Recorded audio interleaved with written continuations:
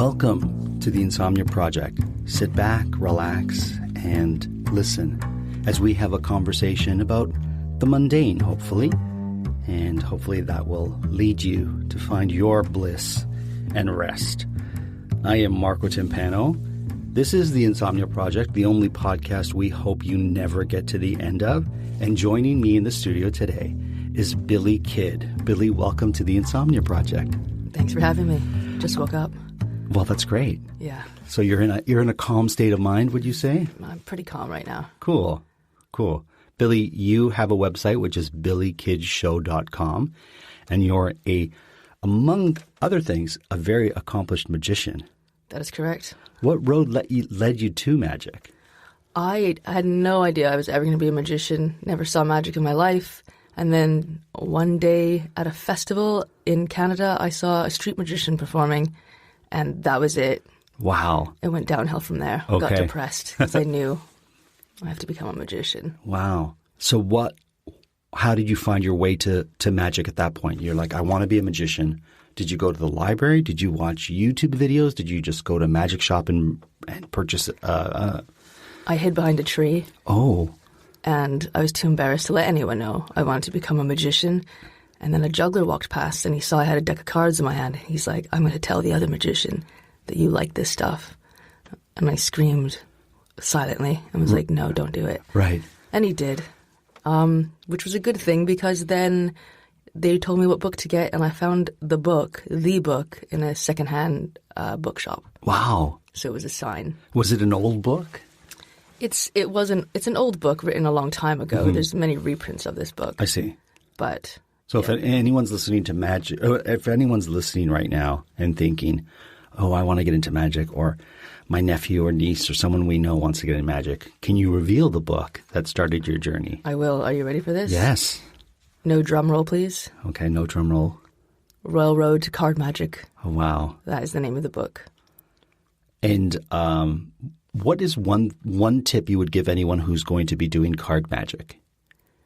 The one tip I'd give to anyone doing card magic, I would say, is leave your bedroom. Okay. Perform for real people. Perform for real people. Yeah. Okay. Too many magicians are weirdos, as you know, because of the stereotype, because they don't really leave their bedrooms. I see. And you're just like, go out there and do it. Yeah. Hey, do you have a favorite card? I do. Okay. What is that? It's usually the 3 of clubs. And can I ask why? There's not really a reason why. It's just a card that you like. It's a card I like. It's a card I was kind of given. I'm part of a group called the 52. Oh. And we're all assigned cards. That is my card. In fact, I hide the 3 of clubs playing card in almost every airport that I frequent. That's awesome. Like a geocache, but a 3 of clubs cache. So if you're in an airport and you find the 3 of clubs somewhere hidden. Yes. That's Billy Kidd's club. Yeah. My name is on it, and then I get people to sign it and put it back. Wow, that's so great. To relieve airport boredom, so when you're traveling, something to do. Okay, so look out for the 3 of clubs at your airport.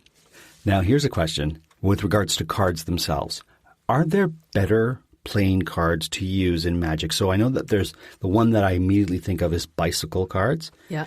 But I know that there must be many more types of cards out there. There's so many cards out there. Okay. There's even more cards than ever because there's a new kind of thing happening called cardistry. It's kind of like juggling, but with cards. Okay. And they have beautiful designs, new designs, so they look really pretty when you're doing flourishes. So there's so many. I don't want to really advertise for too many of them. No, fair enough. You don't have to. But Bicycle is probably the most common brand, or B. Or B, that's right. That's right. And they've got a nice plastification on the card that makes them easy. Air cushion finish, the paper quality. Oh, it's beautiful. I've seen black-faced cards so that the negative space, let's say behind the queen, which is traditionally white, is jet black, and all the colors have a different sort of look to them. Yeah, so that goes back to all these new designs. Like people are making, GoFundMes for new designs for decks of playing cards. And some decks of playing cards cost $10 a deck. Wow. It's gotten out of control, people. And so for you, who has a multitude of 3 of clubs, do you just order that that particular card in multiple decks, I guess? Or That would be the smart thing to do. Okay. I'm not very smart. All right. I just buy all the decks and take the 3 of clubs out. Fair enough. Yeah. Thanks for reminding me. No, sorry, I didn't mean to. It's fine. It's fine. Now, your home is Bath in England. Yes. And I've been to Bath. Oh. And it's a beautiful part of the country, I have to say. It is. What drew you to Bath? Initially, there was no magicians that I knew of that were working there. Oh. So I walked through town and was like, hey, no magic? Well then. And then I just set up camp. And that's what you did? And that's what I did, and I've been there for a very long time now. Is there a magician, living or dead, that you would love to work with, that you haven't worked with as of yet? A magician, living or dead? I would have loved to work with Tommy Wonder. Okay. He was a fantastic magician. He was also a creator of magic and mechanisms and just an amazing brain all around. Mm-hmm. He would have been very cool to work with, for sure. Have you been to that place in Los Angeles, like the Magic Castle, I think it's called? The Magic Castle. Is that right? That is right. I've actually worked there. Okay. Maybe I work there once or twice a year, but I frequent there often every time I'm in LA. It is a magical, magical place. What are your thoughts of it? There's no other place like it in the world. Okay. It's very unique. It's very difficult to get into, even as an audience member. Yeah. You need to know a member or be a member to get in. But once you're in there, it really is one of the most magical places ever. We drove up to it one time when we were in LA just to look at it. But then our friends who live in LA are like, "Oh no, you can't just walk in. You need a special invitation, or you need to know how to." It is very prestigious for magicians to work there because it's difficult to get even a booking there. Wow. And yeah, when you walk in, there's a bookcase and an owl, and you have to say "Open Sesame" to the owl, and the entire bookcase moves, and then you enter this amazing building with so much history for magicians. Mm-hmm. Magicians, we love going there because of the history. One of our professors, we call him the professor, who's actually a Canadian guy. He's dead now. Okay. But he was one of the best magicians in the world, and he used to sit there in the corner and show people stuff and secrets. So it is a very prestigious place for magicians to frequent, but if you ever get the opportunity to go inside there, go see a show or go and... There's shows happening everywhere. And in the place. It's fantastic. There's nothing else like it. It's, one could say, magic. It is. Itself. Very. Yeah. Now, you have an interesting hobby we were talking about, something that you like to do. Yeah. Would you share that with my audience? I guess so. Well, I have this hobby where I like to take photos of dogs pooping as their owners are waiting for the dog to poop. I see. Now, the reason why I love these photos is because I wish somebody else was watching me taking the photo of the dog pooping and going, what is this about? That hasn't happened, but I imagine it. And there's something so beautiful of seeing a dog pooping and the owner does not know that I'm there taking a photo. It's a very private moment for dog and owner. Right. Yet there I am behind a bush, pressing click. Oh, so you're hidden too. Pretty much hidden. Oh, wow. I don't want the owner to see what I'm doing because that'd be weird. Right. But again, in the perfect world, I want someone else to watch me taking the photo of the dog pooping and the owner not knowing. So that's the scene I have in my head. You don't know if that's happened yet. It could have happened. Someone could be hiding, taking a photo of you, taking a photo of a dog. That is my dream come true. Okay. I'll tell you a story. I have a very good friend of mine who went to Quebec City for an anniversary with his wife. I think it was before they were engaged, I think. And they happened to, it was summertime. They grabbed their stuff to go away from their hotel and just sightsee for the day. And so they went out and they did that. 5 years later, after they were married, they were back in Quebec City. Once again, I think on their anniversary. And they happened to pop into one of these little tourist shops where you would buy magnets or a drink of water. And they saw on a postcard a scenic picture of Quebec City. And walking in the distance is them from 5 years prior. Oh, wow. And they were like, we know it was us because even though we're a little bit in the distance, that's the clothes we were wearing. And we got into a fight because we had the wrong bag with us that day. And that was the bag that's in the photo. And so now they have it framed in their house of this postcard that says Quebec City with them in the distance. That's amazing. Are they making money off of this? No. No, it's just the back of them, and who knows, it was taken 5 years prior. Now it's like maybe 15 years ago. But That's it's a bit quite spooky. Mm-hmm. Well, maybe dog owners out there, if you happen to see a postcard of you and your dog pooping, You know who took it. it's me. There you go. Yeah. There you go. Guilty. And so you've traveled quite a bit. Mm-hmm. Do you have any travel rituals that you do? Travel rituals. Like, for example, when you go on a plane, I tend to try to really clean the area I'm going to be sitting in for a while, or I'll always wear compression socks when I travel on the plane. Oh. Or when I get to my hotel, there's certain things I do before I take my clothes out of my luggage. Yeah, well, besides hiding cards in airports, I guess Right. that is a ritual Which I think is cool. for me now. Yeah. I just like emptying my entire suitcase out as soon as I land. Someone told me people who do that are a bit psycho. Really? I don't know. Someone else told me that. I I'm don't like, think I don't so. care how jet lag I am. I need to empty that suitcase. Like, full stop. All of it. It's got to get out. So that is a weird ritual that I guess I have. Okay. But mostly I just fall asleep. Well, I try to. Planes are the only things that make me fall asleep, funny enough. Really? Yeah. And I have such difficulty falling asleep on Me planes. too. Well, not on planes, but in normal life I can't fall asleep. But on planes, I'm gone. Even if you're next to people who are loud or obnoxious? Yeah, noise doesn't bother me. Wow.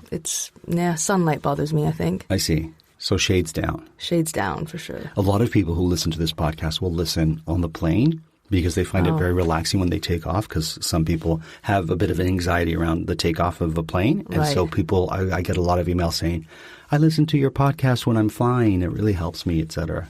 Oh, that's good. Yeah, there you go. Yeah, anxiety as you're departing Yeah. and landing. Yeah. You should have anxiety during. That's the most scary part. Yeah, fair enough. But once you're up, and it's smooth sailing is how I like to look at it.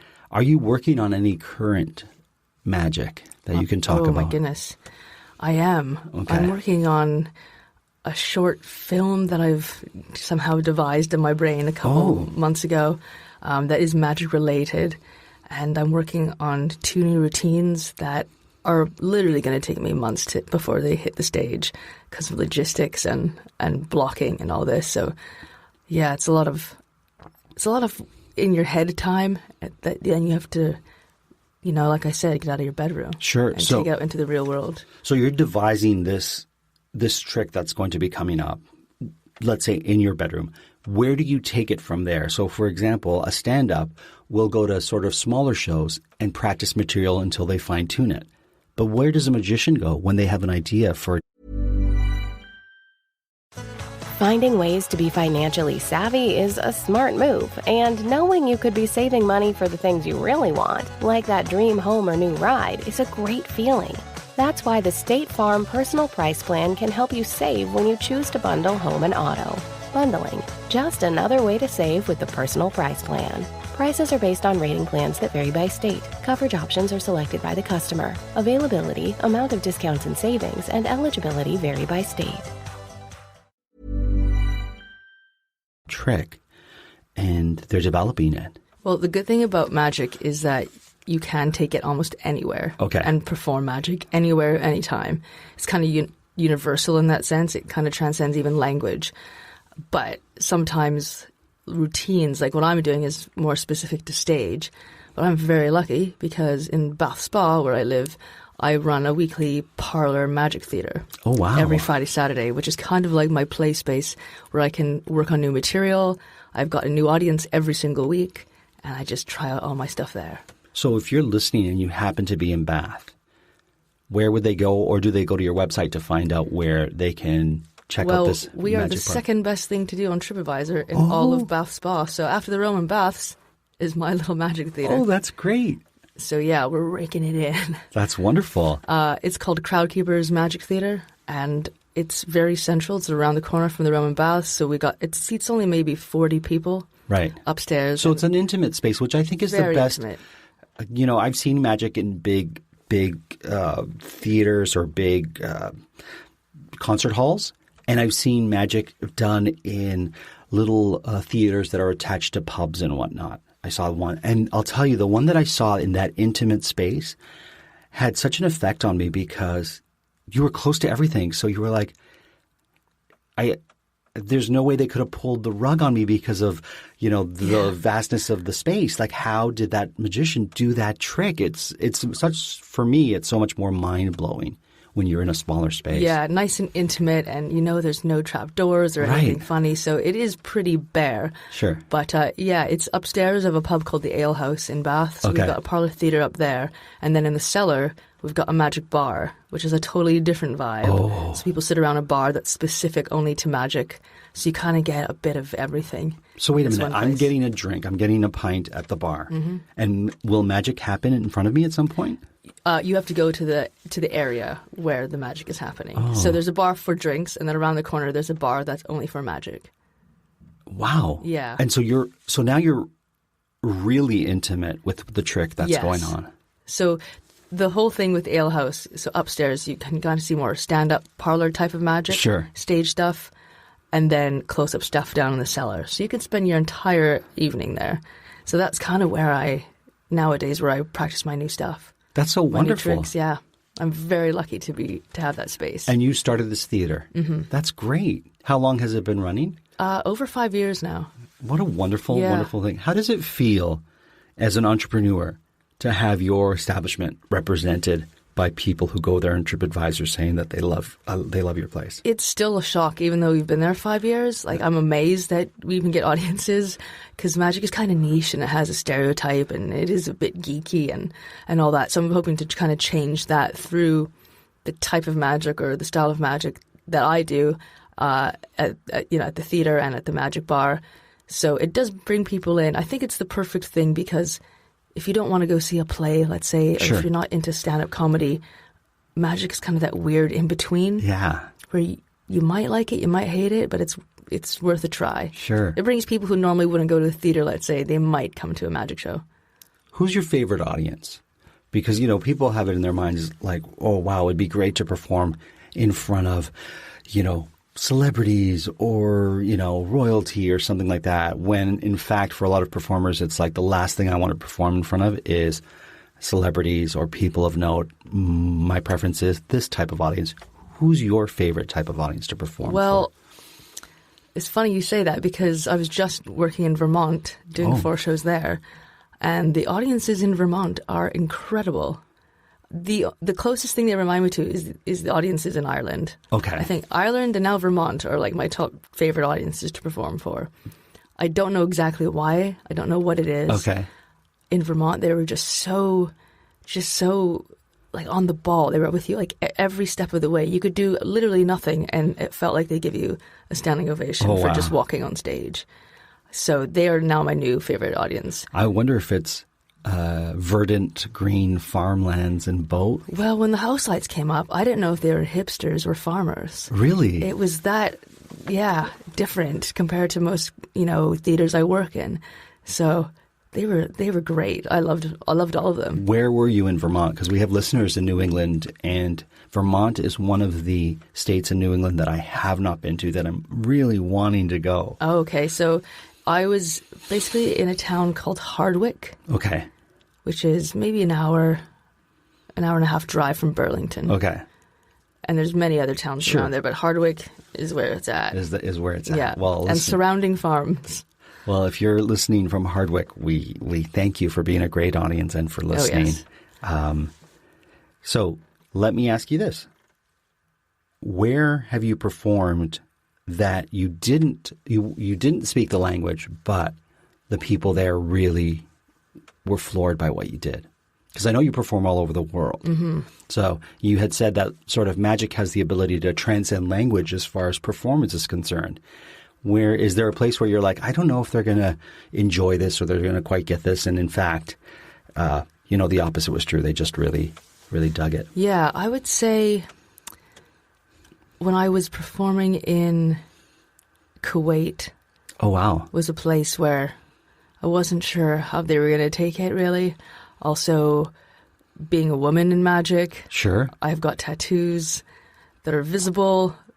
And all of that combined, I was not sure how it was going to go. And having to force myself to do a silent show because of the language barrier. I don't know if they're going to understand me. Of course. Some do, some don't. So you kind of have to play more general. But the response was amazing, almost like any other audience, I'd say. I think sometimes they're confused, not really in the sense of how magic is done, because I think when people watch a magician, we always still have that question of how. Sure. They're probably more like, why? Okay. Why are you doing this? which I loved, yeah. So I would say Kuwait. Wow. Awesome. I want to clarify something. I also do enjoy watching magic on the big stage in large concert halls, or like in Vegas, if you ever get to see one of those house magicians who does, the show 7 times a week at one of the casinos. I don't want to disparage that at all. I just wanted to mention how that intimate show that I saw was really, really outstanding. It's comparing between like big illusion type thing, right, or close-up magic, stuff that can almost happen in your hand, right, in the spectator's hand. Yeah, it is very different. I think it becomes more personal when you're doing close-up magic, which stage magic, like illusions, I'm a fan of, but what's that mysterious box you've just wheeled on? Right. You've posed more questions, I think. Sure. That's why I always I appreciate magicians like Penn and Teller who sort of take away the box, or they open the box up and then they do the trick in a way that you're like, oh, but now I've got more questions than if it was just the box. Or they tell you how it's done before they do the trick, yet you're still equally as confused. Yeah. It's pretty neat, I have to say. I feel like magic is a culmination of so many different types of performance. It really is. It has elements of clown. It has elements of, drama, like true drama. It has elements of comedy, stand-up. There's so many different elements of performance when it comes to magic that it really, I think a magician is a really well-rounded performer. Does that make sense? It makes totally sense. I just wish more magicians knew that. Okay. I find most magicians, the way they perform, the mannerisms, the style they perform in, it's almost as if no other art form existed. Right. But I agree with what you're saying. I just wish more magicians were aware of that. Yeah, because you're a classically trained actor, is that correct? Yeah. And funny, in school, they made us do a intensive clowning workshop, which I hated. Right. It's just not me. I was like, this is not what I do. And the first magic show I ever performed, I was like, oh my goodness, all of this is clowning technique. It really is. I had to tell my teacher, I'm like, remember when I hated your class? Well, all I do is pull from it. I'm going back to my notes going, yep. It's a different kind of performing because as a magician, you are directly talking to an audience, not at them. They're there with you. Similar to stand-up, but an audience watching a magic show, we know you're going to lie to us. Right. So there's already a weird barrier you have to break through. It fascinates me even though I do. I'm like, why do they laugh at this? Or why do they amazed by that? How is this possible? I have the same questions that the audience does about the audience. Sure. Do you find that they react to things that are very simple, that are so simplistic, and the things that, take so much practice and skill, they're like, oh yeah, whatever? Yes, for sure. I think that's why magicians have conventions, because we can tap each other on the back going, well done. We can appreciate the stuff that a normal audience does not see. Sure. The hard work, all the sleight of hand, the techniques that take forever, but we have to make them look natural. So unfortunately, the good stuff, no one knows we're doing. Right. It's kind of sad. So magicians like to hang out with each other just to, for kicks. What's it like when you watch magic? Ooh. Is it like, can you take yourself away from the magician and watch it as a spectator, or are you always like, I love what they did. I know what they did, but I just love how they executed it. It's difficult. Okay. It's difficult to watch another magic show as a spectator, as a layman. I try to, because nothing's worse than performing for other magicians with their arms folded and staring, no smiling, because I know they know what I'm doing. So when I'm watching another magician, I'm trying to be in the mindset of, I don't care how it's done, I just want to enjoy the performance. Right. Now, if I'm watching it a second time, probably the second time I'm watching for technique and method. Okay. Yeah. So if I'm there twice, you know why I'm there twice. Okay. It means you did a good job. Well, of course, right? That's quite a compliment if the magician's there twice. Unless they're there 4 times, now you know they're trying to steal your bit. Oh, yeah. Has that happened to you? I've been very fortunate. It actually hasn't happened to me, but also I don't put a lot of my full routines and stuff online because I know that is out there. There are people who will steal, but I know it's happened to many other friends of mine. Wow. Yeah. Because you don't think of plagiarism in the magic community. But yeah, it must be rampant because a good tons. trick is a good trick. Yeah, tricks, presentations, all of that. And it's hard because no one thinks of a magic act like a play where you go, there's a copyright on this and that. Right. So it's very difficult to protect at times. So thievery is quite big in the magic world. Wow. Well, Billy Kid, I must say, this has been a magical time spent with you here on the Insomnia Project. Oh, thank you. Once again, you can check out things that you are up to at billykidshow.com. Mm-hmm. You travel all over the world, so there's no reason why you might not see Billy Kid in your town. And if you want Billy Kid to perform in your town, can they go to the website and make requests? Yeah, they can go to my website, they can email me, they can get in touch with me through social media, all of that. I'm quite easy to find. Are your handles as well Billy Kid Show? Billy Kid Show on Instagram and Twitter. Great. On Facebook, I think it's like Billy Kid Magician. Well, there you go. Stalk away, people.